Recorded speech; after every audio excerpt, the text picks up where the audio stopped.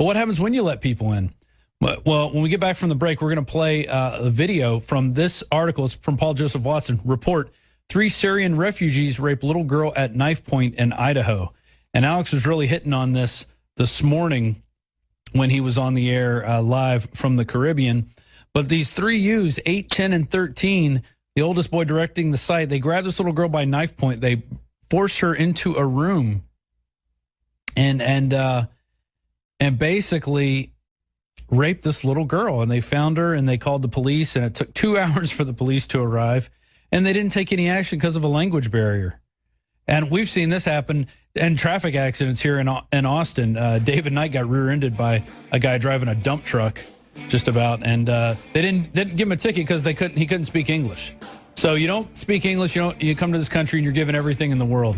Anyway, we'll be back with more. We're going to be back with that video, and also about an Uber driver who basically took out a gunman in Chicago, a place with very restrictive gun laws. We'll be back. This is Rob Dewitt's Fourth Hour. So we were talking about the 3 Syrian refugees who raped a little girl at Knifepoint in Idaho. And what's interesting about this? Well, one, they videotaped the entire assault on a cell phone. But the case has been officially sealed by a judge with no evidence of it being unsealed because all parties are minors. And a video of the Twin Falls City Council meeting shows irate residents demanding to know why council members have done nothing to address the alleged rape, as well as numerous other issues involving Syrian refugees being housed in the area, including hit-and-run incidents, Muslims spitting on non-Muslims. And there's reportedly around 50 refugees housed at the Fawnbrook site. And they were also grilled on how a mosque was approved just after 24 hours, whereas a new home application would take at least 2 weeks to process. In every instance, the council members claim ignorance as to the severity of the situation. And then, of course, because people brought these up, they were they had anti-Muslim prejudice. That's what their concerns were based upon. So here's a video of Terrence Edwards confronting the city council that he believes is engaging in a cover-up of a rape of the 5-year-old girl we've just been talking about. So here's that video. I guess my concern is as I've conveyed to Mr. Hall here in the past, with the refugee situation we have in this community and the Muslim impact, and I guess everybody's aware of what happened in Orlando and what's happened in San Bernardino and what's happened in parts other than here, small communities even.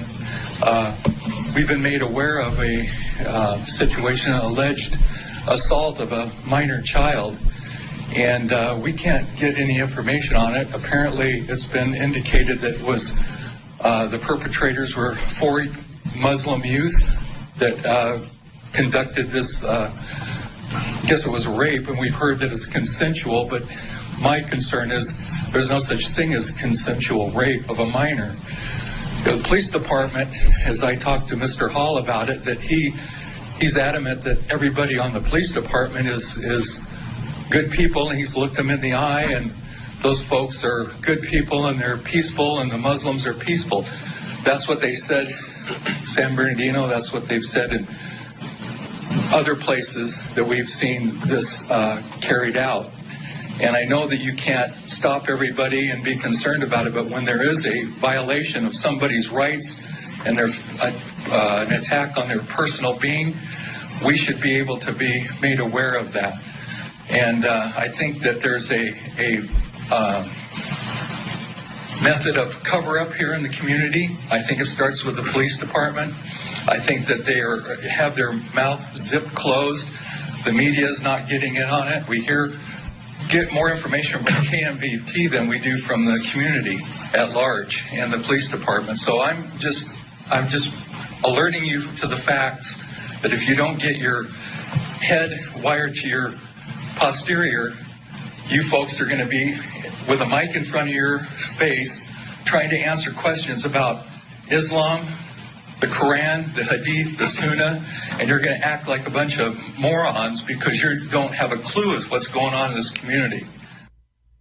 Wow, man, it's very calm and collected. I can't believe that more hasn't happened thus far in Twin Falls.